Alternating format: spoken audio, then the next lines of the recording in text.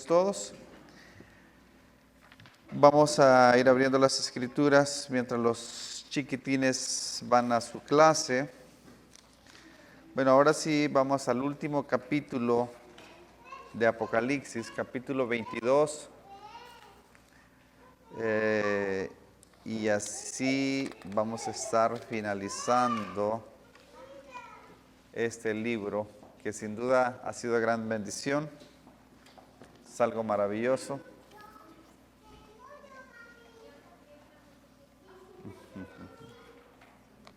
Okay. Entonces, vamos a Apocalipsis capítulo 22. Vamos a tratar de enfocarnos quizás en los primeros 5 versículos, pero vamos a leer todo el capítulo, ¿verdad? Para que vamos teniendo un panorama general. Entonces dice así, en el nombre del Padre, del Hijo y del Espíritu Santo. Después me mostró un río limpio de agua viva, de agua de vida, resplandeciente como cristal, que salía del trono de Dios y del Cordero. En medio de la calle de la ciudad y a uno y otro lado del río estaba el árbol de la vida, que produce 12 frutos, dando cada mes su fruto, y las hojas del árbol eran para la sanidad de las naciones. Y no habrá más maldición, y el trono de Dios y del Cordero estará en ella, y sus siervos le servirán, y verán su rostro, y su nombre estará en sus frentes. No habrá allí más noche, y no tienen necesidad de luz, de lámpara, ni de luz, ni de sol, porque Dios el Señor los iluminará y reinará por los siglos de los siglos. Y me dijo, estas palabras son fieles y verdaderas, y el Señor, el Dios de los espíritus de los profetas, ha enviado a su ángel para mostrar a su siervo las cosas que deben suceder pronto. He aquí, vengo pronto. Bienaventurado el que guarda la palabra de la profecía de este libro. Yo, Juan, soy el que oyó y vio estas cosas, y después que las hube oído y visto, me postré para adorar a los pies del ángel que me mostraba estas cosas. Pero él me dijo, mira, no lo hagas, porque yo soy consiervo tuyo y de tus hermanos, los profetas, y de los que guardan la palabra de este libro. Adora a Dios. Y me dijo, no selles las palabras de la profecía de este libro, porque el tiempo está cerca.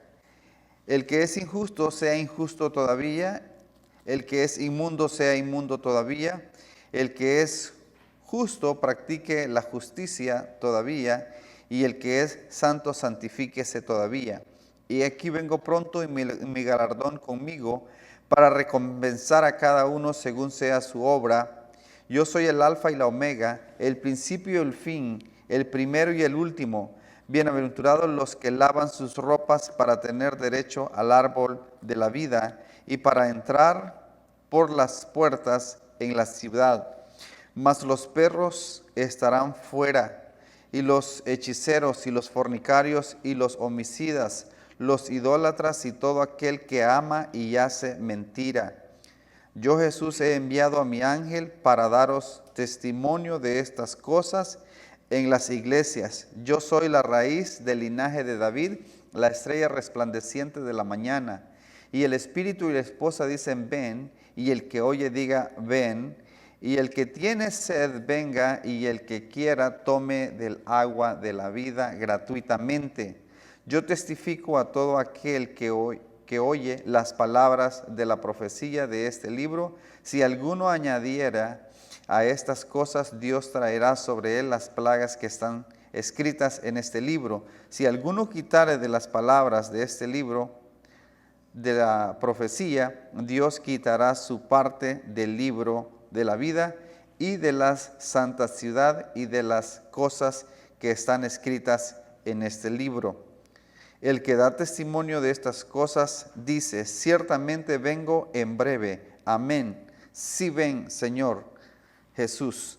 La gracia de nuestro Señor Jesús sea con todos vosotros. Amén. Vamos a orar.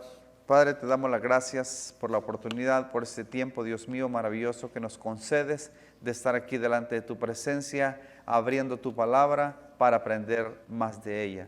Te pedimos, Dios mío, perdón por nuestras faltas, te pedimos perdón por nuestros pecados, te pedimos perdón, Dios mío, por aquellas cosas que hemos hecho y que no debíamos haber hecho, y te pedimos perdón por aquellas cosas que sí debíamos haber hecho y no la hemos hecho. Perdónanos, Señor, en el nombre de Jesús. Necesitamos de tu gracia, de tu misericordia cada día más. Nos ponemos en tus manos. Abre nuestra mente, nuestro corazón, para que tu palabra pueda encontrar cabida en cada uno de nosotros y la podemos poner en práctica. Te pedimos, Dios mío, que esa fe, esa esperanza que tenemos de un día disfrutar de esa santa ciudad, de esa vida eterna por los siglos de los siglos, nunca falte en cada uno de nosotros. Gracias en el nombre de Jesús. Para ti sea toda la honra, toda la gloria por los siglos de los siglos. Amén y amén. Pueden sentarse.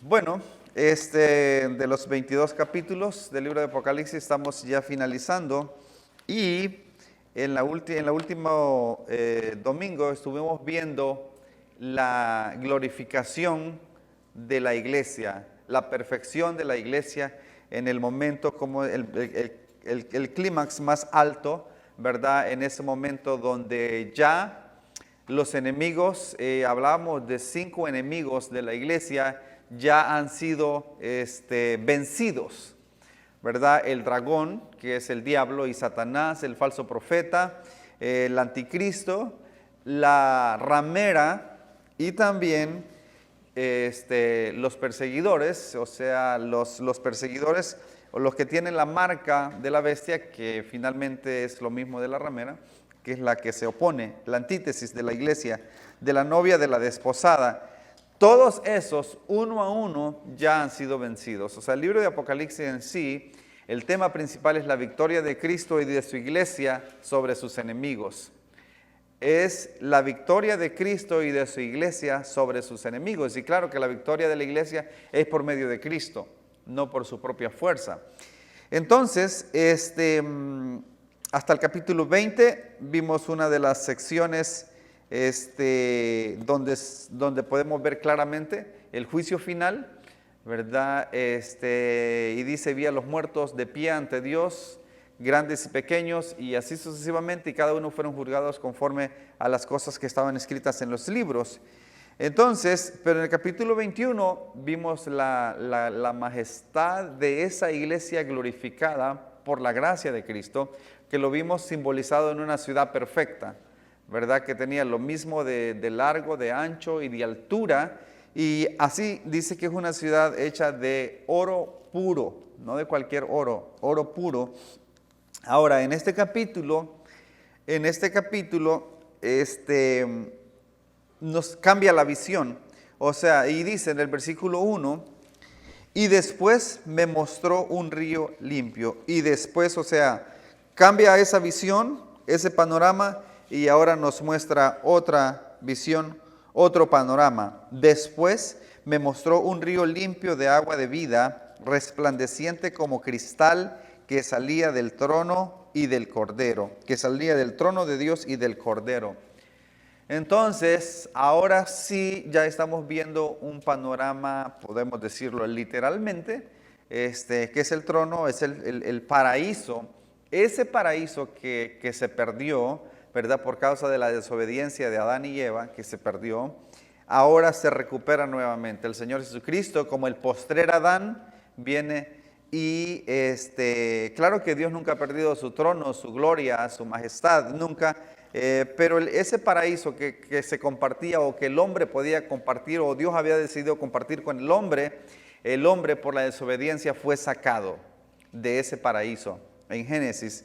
Vamos a ver Génesis capítulo 2 versículo 7 al 10, dice así, Génesis 2, 7 al 10. Entonces Jehová Dios formó al hombre del polvo de la tierra y sopló en su nariz aliento de vida, y fue el hombre un ser viviente. Y Jehová Dios plantó un huerto en el Edén, al oriente, y puso ahí al hombre que había formado. Y Jehová Dios hizo nacer de la tierra todo árbol delicioso a la vista y bueno para comer, también el árbol de la vida en medio del huerto y el árbol de la ciencia del bien y el mal. Y salía de Edén un río para regar el huerto, y de allí se repartía en 4 brazos. Entonces, el río, el agua, el manantial, todo eso pues representa, aquí en esta tierra físicamente hablando, pues representa vida. Es imposible que podamos vivir sin el agua. Pues aquí en la palabra del Señor representa vida eterna, o sea, espiritual, abundancia, la gracia salvadora, la gracia soberana, salvadora de Dios para la humanidad. Por eso el Señor dijo, si alguno tiene sed, venga a mí y beba. Le dijo a la mujer samaritana, si conocieses el don de Dios y quién es el que te pide de beber, tú le pedirías a él y él te daría agua viva que salte para vida eterna. Entonces representa el agua, la salvación.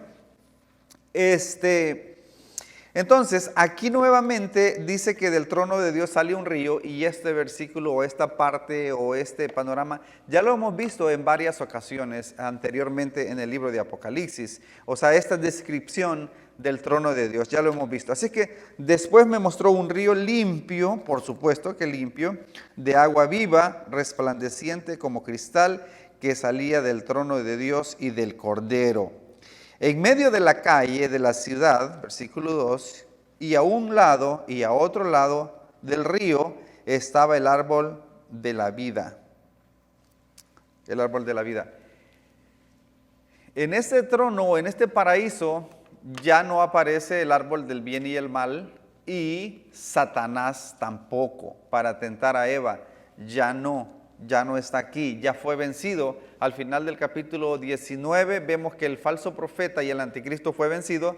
Dice que fue, ¿cuál es la palabra que se utiliza ahí? Vamos a leerlo y después vamos a leer en el capítulo 20. Vamos a ver al final del capítulo 19, creo que 19. 19.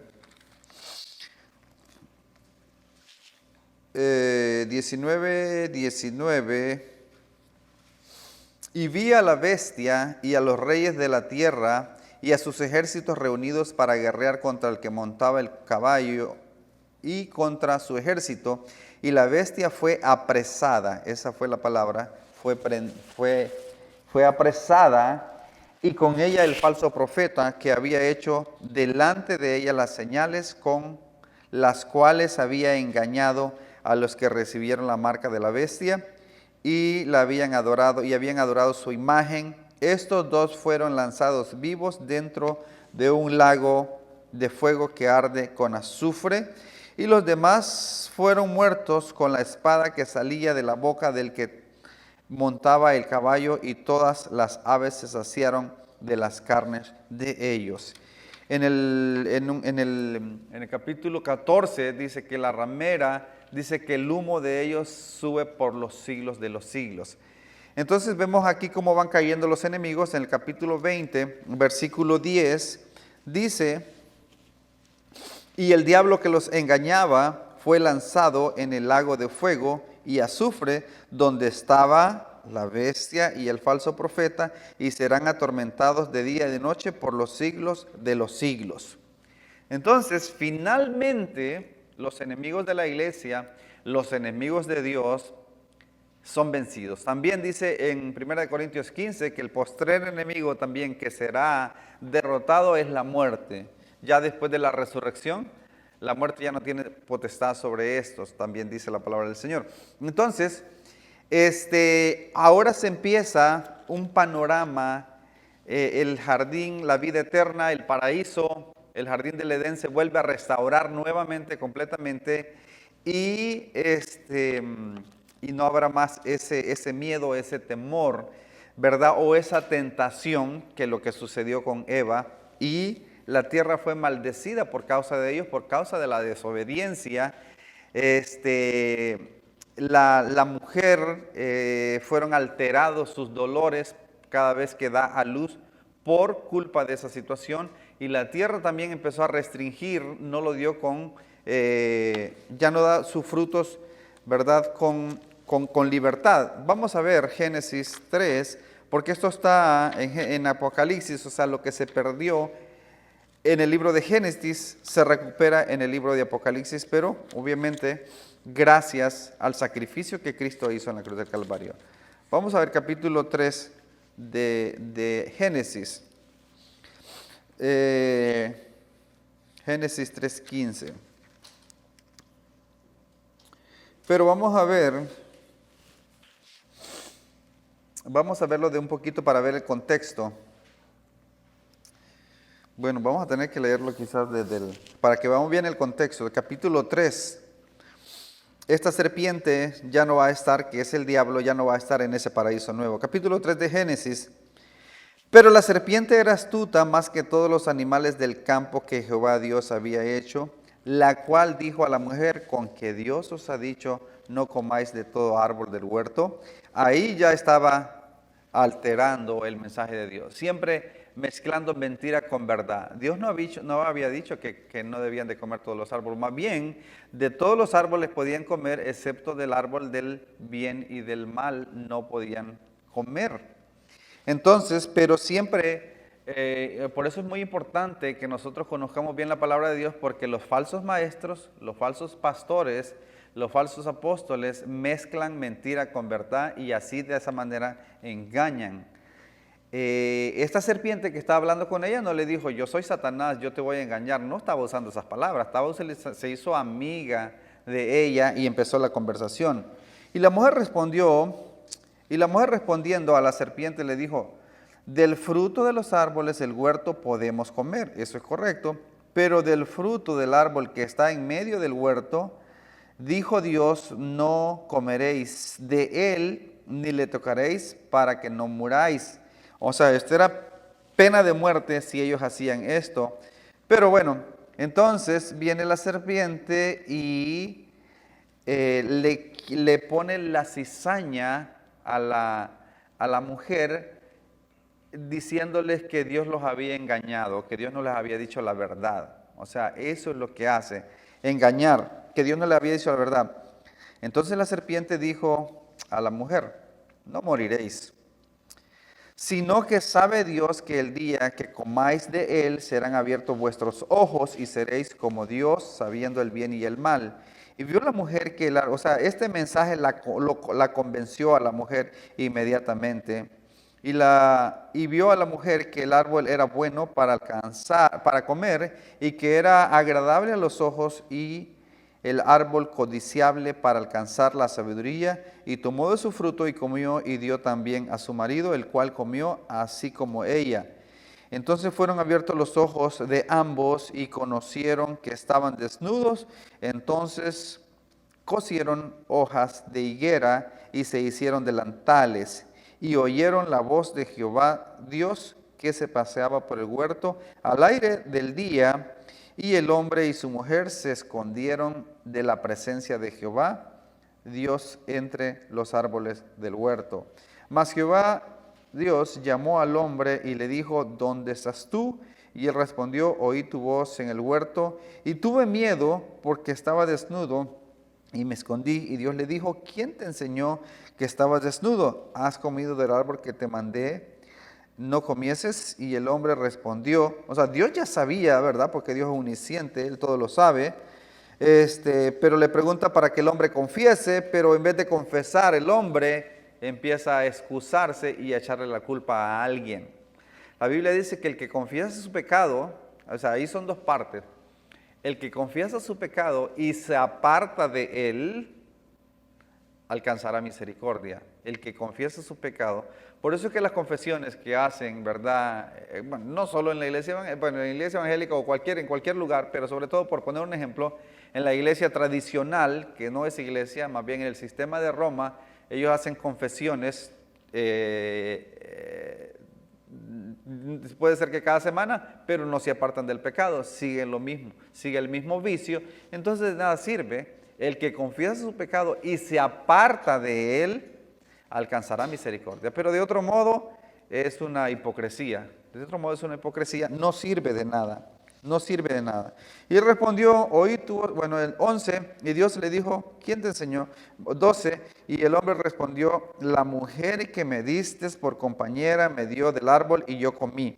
Entonces Jehová Dios dijo a la mujer, ¿qué es lo que has hecho? Y dijo la mujer, la serpiente me engañó y comí.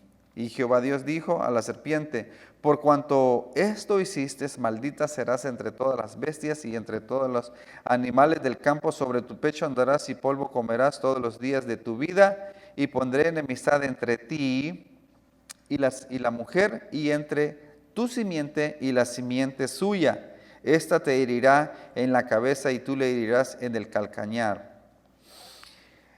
A la mujer dijo, multiplicaré en gran manera, o sea, empezó por el final. A la mujer dijo, multiplicaré en gran manera los dolores en tus preñeces, con dolor darás a luz los hijos, y tu deseo será para tu marido, y él se enseñoreará de ti. Y al hombre dijo, por cuanto obedeciste a la voz de tu mujer, y comiste del árbol que te mandé diciendo, no comerás de él, maldita será la tierra por tu causa, con dolor comerás de ella todos los días de tu vida, espinos y cardos te producirá, y comerás plantas del campo, con el sudor de tu rostro comerás el pan hasta que vuelvas a la tierra, porque de ella fuiste tomado, pues polvo eres y al polvo volverás. Y llamó a Adán el nombre de su mujer Eva, por cuanto ella era madre de todos los vivientes. Entonces, vemos cómo se alteró la creación por causa del pecado. Entonces se perdió esa comunicación. El hombre habitaba con Dios en el huerto del Edén y podía estar bien en la inocencia antes de que hubiera pecado. Pero después el hombre huye de la presencia de Dios, huye de Dios. ¿Por qué? Porque Dios es santo.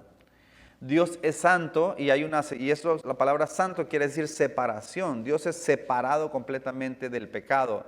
No puede haber comunicación, no puede haber esa amistad. Entonces, el hombre naturalmente, como para conservar su vida, se aleja de Dios porque la santidad de Dios lo puede matar. Recordamos cuando Moisés quiso ver la gloria de Dios y después se arrepintió de haber pedido eso, porque Dios es santo. Aún Dios se ha manifestado por medio de Cristo, o en ocasiones se manifestaba por medio de los ángeles, aunque él era el mismo Cristo en el Antiguo Testamento. Entonces, ellos se hicieron delantales, ¿verdad? Cosieron hojas y se hicieron delantales. Eso quiere decir la religiosidad de cada persona que quiere cubrir su pecado, y lo cual es imposible, ¿verdad? Cuando la Biblia habla, bienaventurados los que guardan sus ropas, o sea, limpian sus ropas blancas, o sea, quiere decir que sus pecados han sido justificados, han sido perdonados y han sido justificados. Entonces, la propia justificación del hombre, su propio esfuerzo no le sirve absolutamente para nada. Se dice que las religiones son el esfuerzo del hombre queriendo alcanzar a Dios, o la justificación de Dios, pero el evangelio es Dios alcanzando al hombre. Entonces es una imposibilidad querer alcanzar la misericordia de Dios o el favor de Dios por medio de nuestras propias obras. Es una imposibilidad, imposible.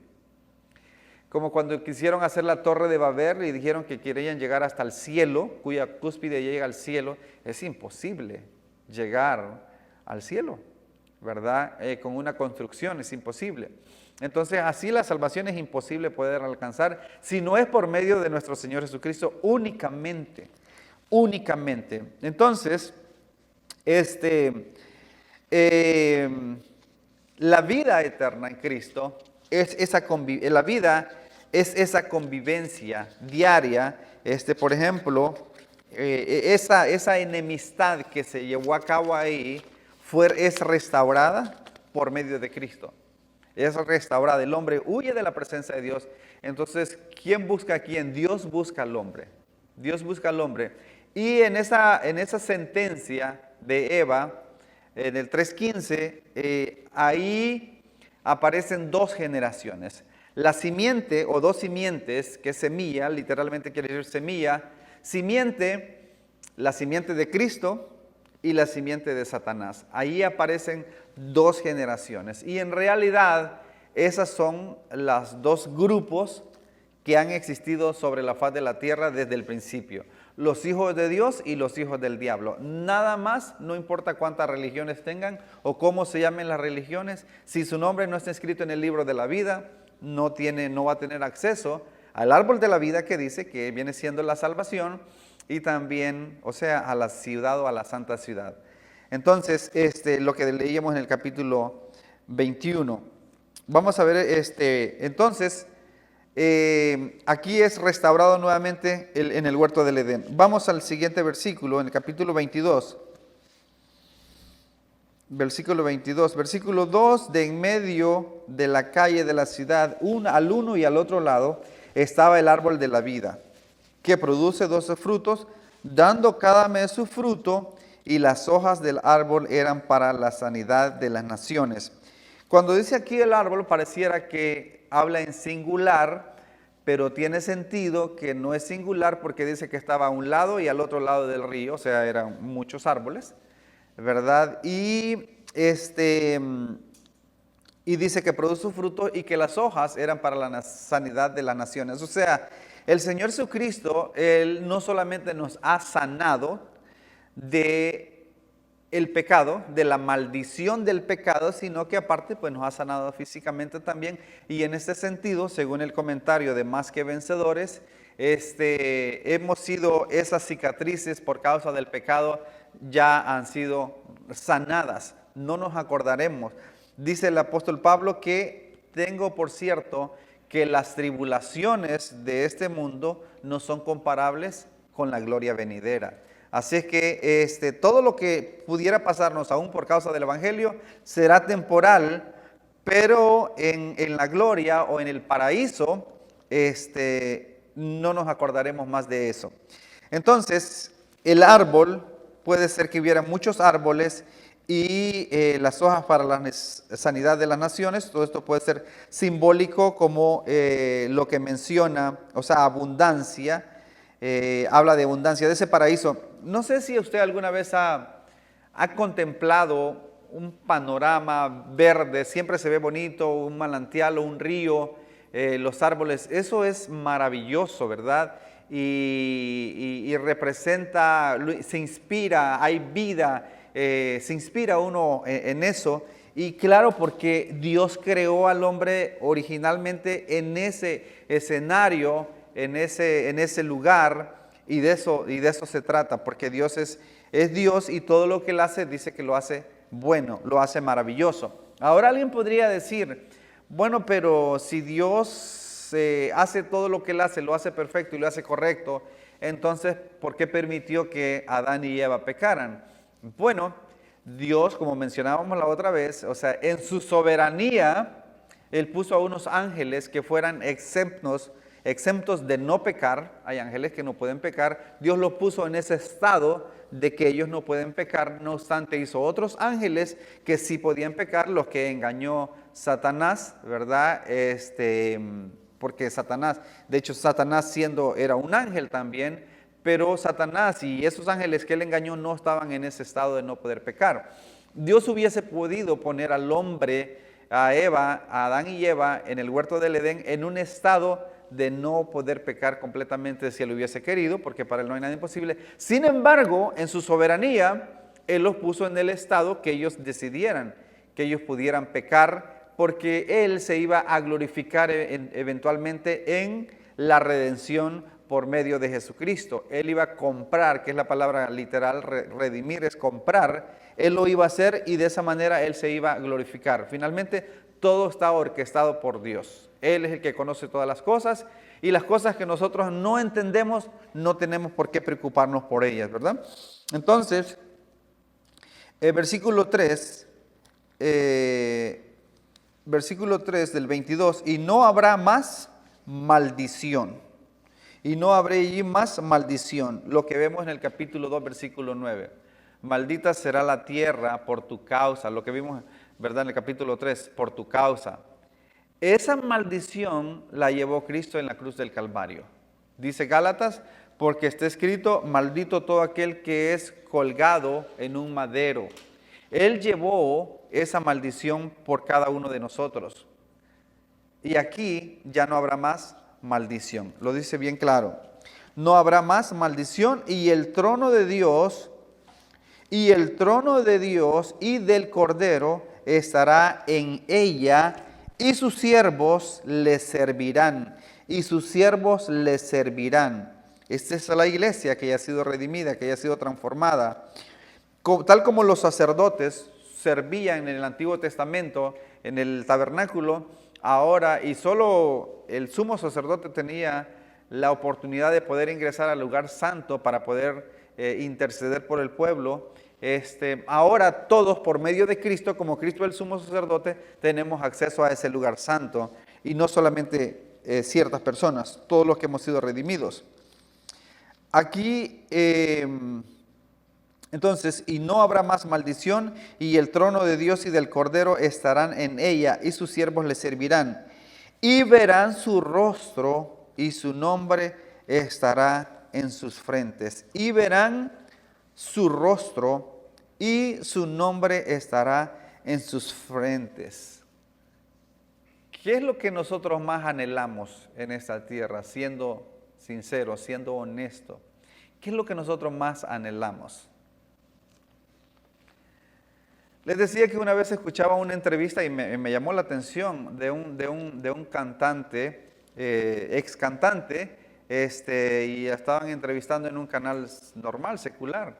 Y la persona que estaba entrevistando a este hombre le pregunta, ¿cuál es tu meta? Le dice, ¿qué es lo que más anhelas? ¿Qué es lo que quieres? Y el hombre se queda pensando y le dice, porque estaba hablando de lo que había logrado, evangelizando, porque evangeliza en las calles y así. Entonces, y antes de que él respondiera, yo dije, bueno, seguramente quiere alcanzar almas en otros países y hacer muchas cosas, porque lo puede hacer. Pero la respuesta me sorprendió. Y dijo, y me avergoncé yo mismo, ¿verdad?, de haber pensado en eso. Porque es algo noble, ¿verdad?, buscar más almas. Pero él dijo, lo que yo más anhelo es un día ver el rostro del Señor. O sea, y digo, wow, exactamente, eso es lo que debemos de anhelar nosotros, porque en cualquier momento nosotros vamos a pasar de esta vida, en cualquier momento, es increíble que a veces pueden pasar horas, quizás horas o días, y nosotros no pensemos en eso, pero eso debe ser nuestro pensamiento a cada momento, a cada instante. Había un hombre un misionero americano, que ha sido el único misionero americano que ha sido honrada con la estampilla de los Estados Unidos, que se llamaba Charles Lovac. Él escribió un libro que se llama Cada minuto con Dios. Cada minuto con Dios. O sea, estar meditando en cada minuto en Dios, aún haciendo lo que estemos haciendo. O sea, esa debe ser la mentalidad de cada uno de nosotros, de un día estar en la presencia del Señor y ver su rostro. Vamos a ver algunos textos acerca de eso.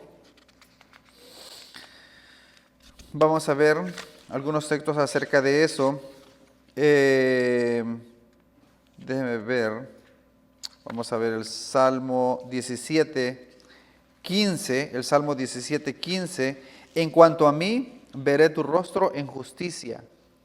Estaré satisfecho cuando despierte a tu semejanza. Porque la resurrección es una doctrina que es ¿cómo se dice? Fundamental. La resurrección es una doctrina fundamental, que un día todos resucitaremos. unos para vida eterna y otros para confusión perpetua, dice, separados de la presencia de Dios. Entonces, sé que los testigos de Jehová niegan esta verdad. Ellos piensan que tal vez solo 144,000 tendrán acceso al cielo, ¿verdad? Al paraíso, pero el resto se mueren y se mueren como se muere un perro, como se muere un animal que no tiene vida, que no tiene alma, que no tiene espíritu. Pero la verdad, eso no es lo que enseña la palabra de Dios. La palabra de Dios enseña que todos resucitaremos, unos para vida eterna y otros para condenación. Entonces, la resurrección es una doctrina fundamental en la vida de cada cristiano. Lo que decíamos en Apocalipsis 20, y vi los muertos de pie, imagínense esta escena, los muertos de pie ante Dios, grandes y pequeños, lo que quiere decir que algunos son reyes y de todo, de pie. Nadie puede escapar a esa cita. Nadie. Hoy en día la gente puede huir de la justicia y tratar de escapar por algún tiempo. Y puede ser que haya uno que otro que nunca lo encuentren, ¿verdad? Pero en ese citatorio de Dios, imposible. Nadie puede faltar porque Dios conoce todas las cosas. A la luna, el cielo, donde se puedan ir, Dios los conoce. Dios los conoce. Así que es imposible que puedan fallar. Entonces, Mateo 5:8 dice, bienaventurados los limpios de corazón, porque ellos verán a Dios. Bienaventurados los limpios de corazón, porque ellos verán a Dios. ¿Cómo puede uno ser limpio de su corazón? Solamente por medio de la sangre de nuestro Señor Jesucristo. Por nuestra propia cuenta es imposible que lo podamos hacer. Hay un texto que más o menos dice así, que podrá el leopardo quitar sus manchas, que es natural, que así es imposible. Así nosotros no podemos limpiarnos de nuestros pecados por nuestra propia cuenta, nuestra propia justicia, solamente por medio de nuestro Señor Jesucristo. Así que verán su rostro, estaremos delante de Él, ahí. Quiero ver, vamos a ver, si me ayudan ahí con el Salmo 24, a ver qué nos dice el Salmo 24, los primeros versículos. Vamos a ver. Salmo 24, Salmos 24, dice así. Dice así, de Jehová es la tierra y su plenitud, el mundo y los que en él habitan, porque él la fundó sobre los mares y la firmó sobre los ríos. ¿Quién subirá al monte de Jehová? O sea, a la ciudad de Dios, al paraíso. ¿Y quién estará en su lugar santo? ¿Y quién estará en su lugar santo? ¿Quién? El limpio de manos y puro de corazón, el que no ha elevado su alma a cosas vanas, ni jurado con engaño. Él recibirá bendición de Jehová y justicia de Dios, del Dios de salvación. Tal es la generación de los que le buscan, de los que buscan su rostro, oh Dios de Jacob. Ahora dice aquí, el que no ha jurado con engaño. Bueno, nosotros no calificamos para eso, ninguno de nosotros. Pero por medio de Jesucristo sí. El Señor cuando nos ve a nosotros, nos ve por medio de Jesucristo. La injusticia de nosotros fue imputada en Cristo, que es justo, y la justicia de Cristo imputada en nosotros. Eso es, así es. Entonces, por ejemplo, también dice el Salmo 1 también. Muchos de esos salmos tienen que ver con Jesucristo. Por el Salmo 22, el Salmo 23, tienen que ver con Cristo. Y ahora, o sea, no hay manera, de la única manera que nosotros los pudiéramos aplicar a nosotros es por medio de Cristo. De otra manera, es imposible. Por ejemplo, veamos el Salmo 1.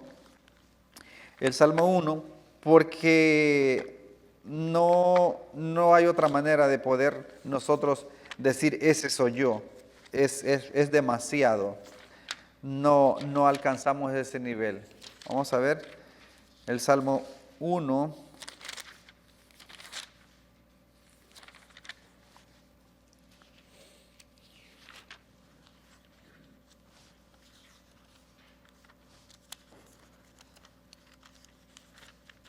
Dice así. Bienaventurado el varón que no anduvo en consejo de malos, ni estuvo en camino de pecadores, ni en silla de escarnecedores se ha sentado, sino que en la ley de Jehová está su delicia y en su ley medita de día y de noche. Será como árbol plantado junto a corrientes de agua, que da su fruto en su tiempo y su hoja no cae, y todo lo que hace prosperará. Entonces, bienaventurado el varón que no anduvo en consejo de malos. O sea, el único que puede calificar o dar esa medida es Cristo.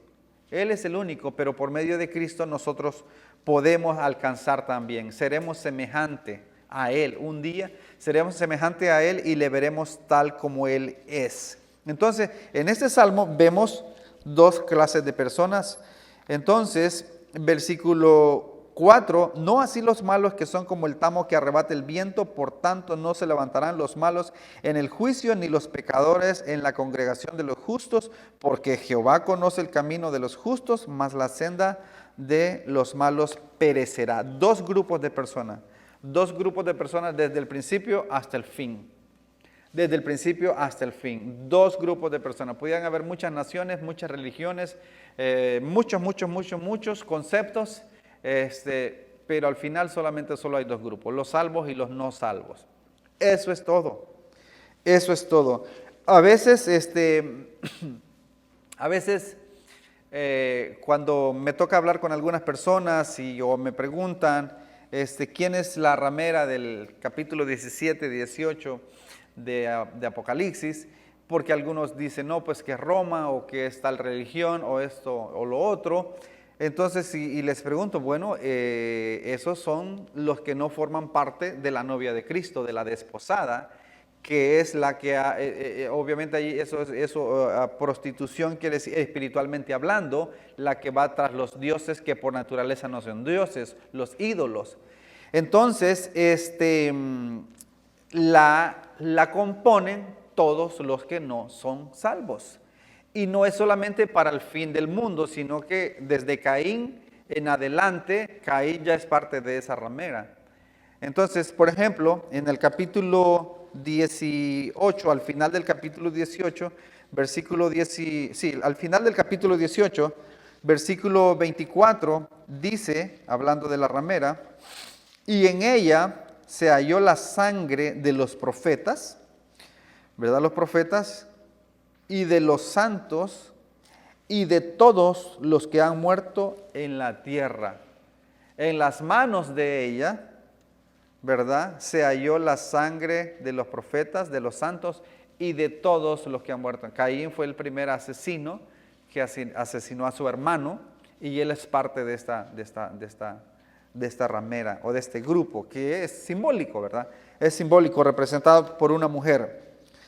Entonces, versículo 4 del capítulo 22, volviendo, dice, verán su rostro y su nombre estará en sus frentes. Verán su rostro y su nombre estarán en sus frentes. Entonces, el anhelo de cada uno de nosotros es que un día veremos el rostro del Señor y no vamos a salir del asombro pensando que no merecemos estar ahí. No merecemos estar ahí. Será únicamente por gracia.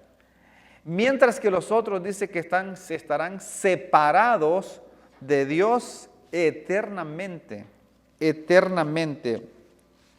A otra cosa también, cuando veíamos que dice que los muros de la ciudad son altos, son anchos, inconmovibles, eso representa la protección de Dios. Ahí en esa ciudad, en ese paraíso, ya no habrá ese miedo, ese temor, porque los enemigos del Señor y de la iglesia estarán derrotados eternamente y para siempre en el lago de fuego. No habrá esa preocupación, ¿verdad?, que seremos asaltados en cualquier momento, de ninguna manera.